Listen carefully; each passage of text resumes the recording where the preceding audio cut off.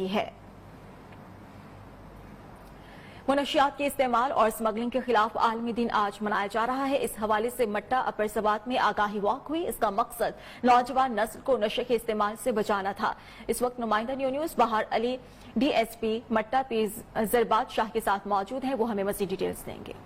جی بالکل، آج پوری دنیا میں منشیات کی خلاف عالمی دن منایا جا رہا ہے اور جو آگاہی مہم ہے وہ بھی جاری ہے۔ ہمارے ساتھ یہاں پر ابھی ڈی ایس پی مٹا پیر زربات شاہ صاحب موجود ہیں، ان سے بات کرتے ہیں کہ ان حوالے سے وہ کیا کہتے ہیں۔ آپ کا بہت شکریہ۔ جس طرح آپ کو معلوم ہے کہ آج پوری دنیا میں جو ہے منشیات کے خلاف عالمی دن منایا جا رہا ہے، پاکستان میں بھی یہ آج منایا جا رہا ہے۔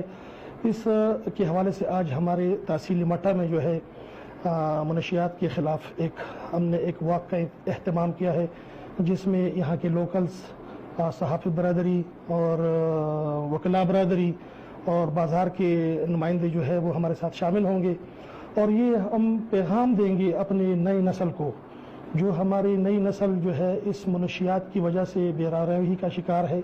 لوگ جو ہے نوجوان نسل جو ہے وہ اس نشے سے پرہیز کرے تاکہ آنے والی جو نسل ہے وہ ایک مثالی اور پرامن شہری بن کر دیکھا جا سکے۔ جی، کورونا وائرس نے معمولات زندگی شدید متاثر کر رکھی ہے۔